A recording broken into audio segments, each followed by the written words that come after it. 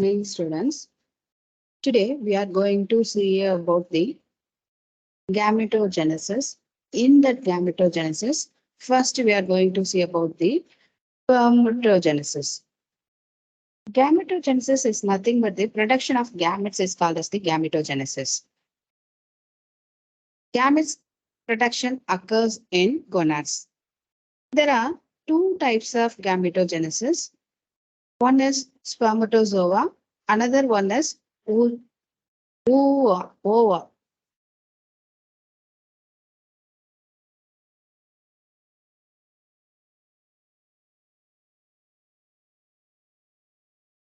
Ovum is otherwise called as the egg. The cells which are destined to develop into the gametes is called as the primordial germ cells. The gametes and the primordial germ cells are called as the germ plasm. Germ plasm is the important for all the animals because the germ plasm continues to live and it can produce succeeding number of generations. The primordial germ cells are origin in two ways. One is from a germinal epithelium and then another one is from extragonadal. The germinal epithelial origin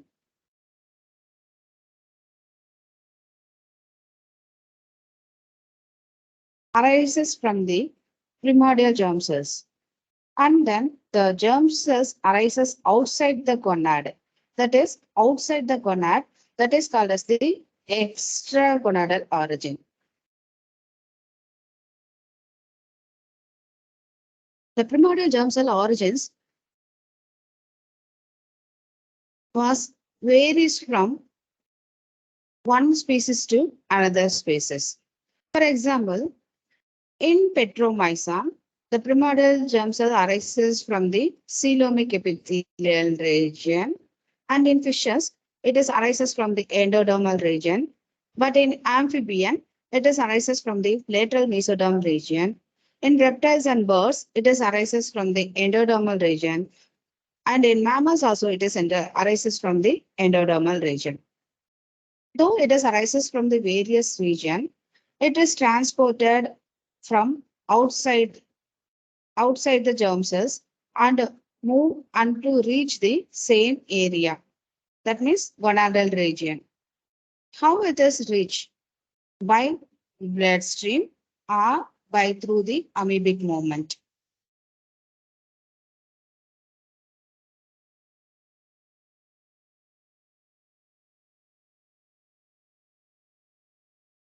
Next, spermatogenesis. Spermatogenesis is nothing but the formation of spermatozoa is called as the spermatogenesis. It is formed from testes. Every vertebrae, a pair of testes is found and it is attached with the dorsal side of the body with the connective membrane called as the mesorchium. The testis is formed with the thousands of numerous minute tubular-like structure. That minute tubular-like structure is called as the seminiferous tubule. And then the seminiferous tubules are separated by the interstitial cells. The seminiferous tubules is covered by a membrane. That membrane is called as the vasa, the germinal epithelium, and then that membrane is called as the basement membrane and is lined with the germinal epithelium. Then the germinal epithelial cells are separated by a cell that is called as the Sertoli cells. And then the germinal epithelial cells are develops into the spermatozoa. And then this Sertoli cells nourishes the developing spermatozoa. And then the entire process of spermatogenesis occurs in two stages: formation of spermatid and spermiogenesis.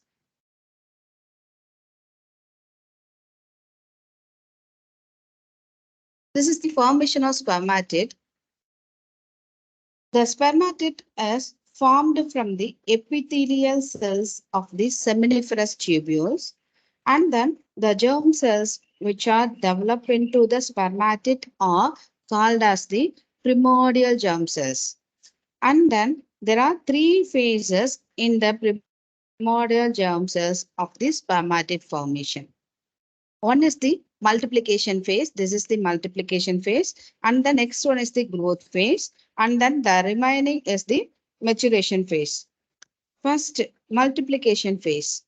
The primordial germ cells are larger in size, and then the nuclei are distinct.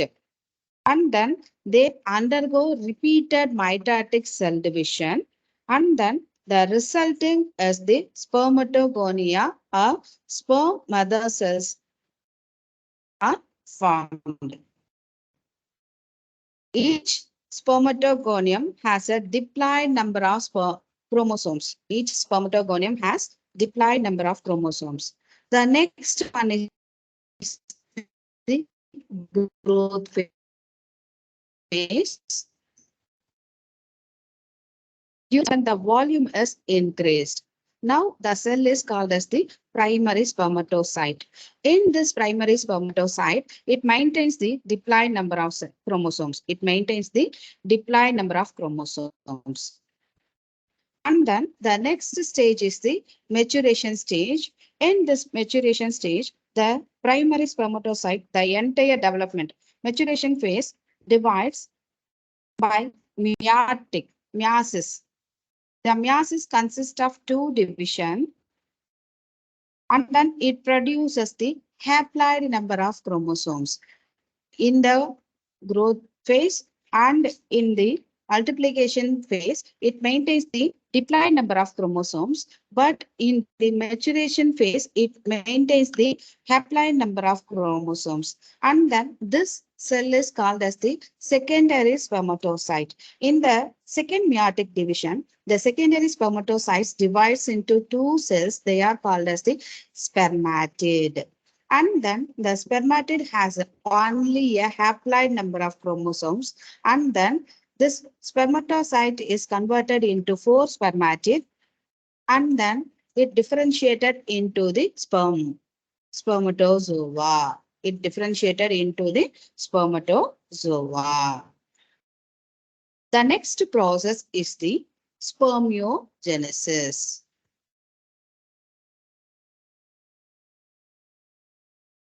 In this spermiogenesis,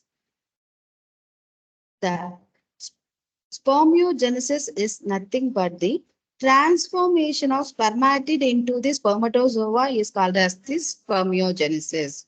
The spermatid is in the form of typical cell. The spermatid is in the form of typical cell containing nucleus, Golgi body, mitochondria, centriole, and other cell organelles. And it contains the haploid number of chromosomes. During differentiation of the sperms, all the cell organelles during differentiation in the sense when it is transformed from the sperm transformed from the spermatid to spermatozoa formation, all the cell organelles are undergoes the changes like nucleus or gradually diminishes its size and by losing the water. The chromosomes becomes concentrated and they are become closely packed. All the chromatic substances, all the achromatic substances, nucleolus and RNA are disappear. The nucleus becomes elongated after losing the water content. The nuclear size will be elongated. And then the Golgi body develops into the acrosome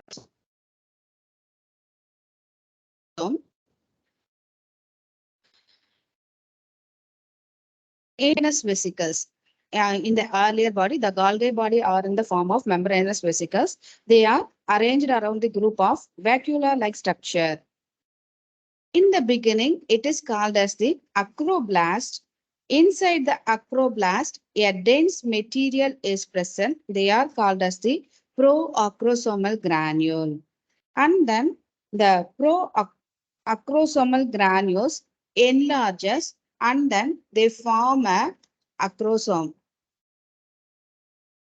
And then they enlarges and form a acrosome. The acroblast is now called as the acrosome. And then it acts as the cap of the sperm. It acts as the cap of the sperm. And then the acrosome and the nucleus combine together to form of the head of the sperm. And then the remaining Golgi body degenerate and discarded. And then the centriole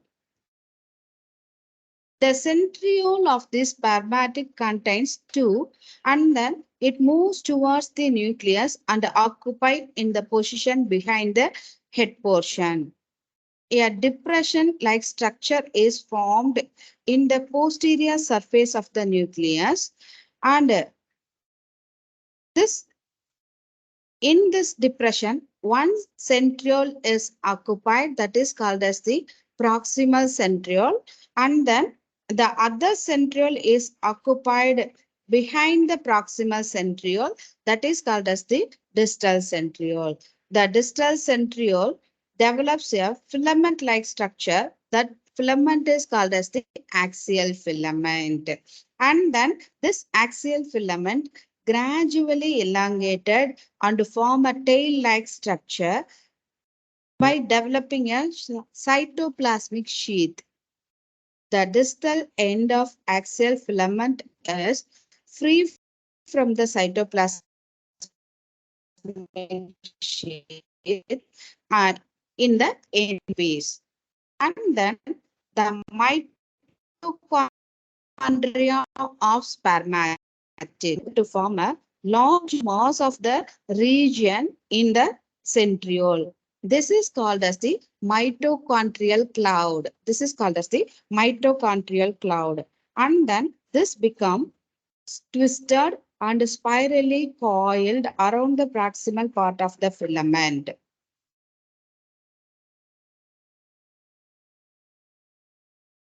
And then this centriole along with the mitochondrial part are simply called as the middle piece of the spermatozoa. And then the middle piece of the spermatozoa consists of cytoplasm, and then the cytoplasm forms a condensed sheath-like structure that is called as the manchette. The cytoplasm flows backward and form a thin layer around the nucleus in the middle piece and the tail region. When the spermatozoa develops, their head are embedded in the cytoplasm of the Sertoli cells, and then the tail protrude out from the lumen of the seminiferous tubule like this. Here, the head region is embedded in the Sertoli cells, and then the tail region is protruded out. After complete maturity, they are released and carried away by the ciliary movement with the vasa efferentia to the vasa differentia, and then they are stored in the seminal vesicles. When required at the time, they will be released. When required, they will be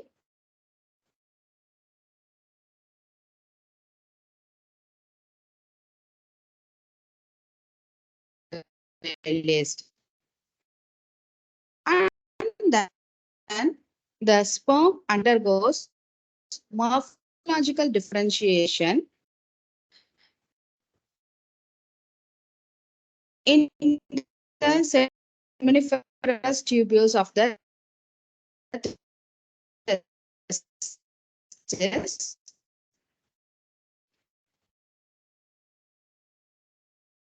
By this, a typical structure of takes place in the epididymis while pass through it. In frog, the sperms undergoes the physiological ripening in the seminiferous tubules itself.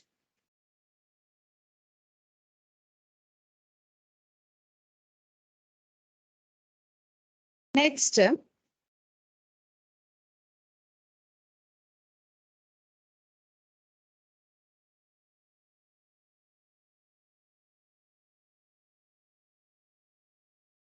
now we are going to see about the structure of spermatozoa in different chordates.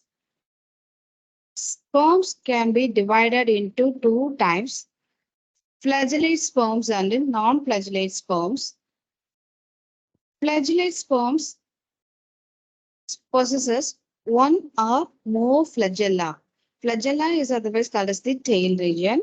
This type of sperms is present in majority of animals.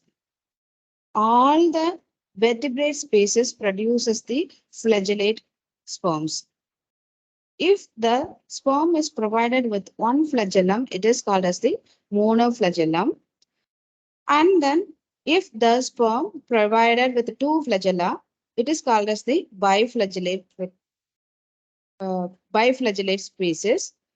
Monoflagellate species maximum, the vertebrate contains the monoflagellate species.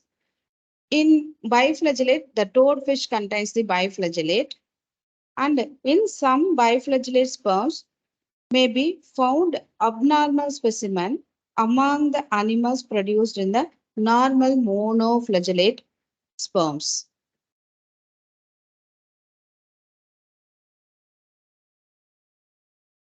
In some species, animals, the head of two or more are adhere closely. They are called as the conjugated sperms. And in grasshopper, the head of many sperms become intimately associated to form a boat-like structure that is called as the sperm boat. All the conjugated sperms normally separated from each other in the female genital tract.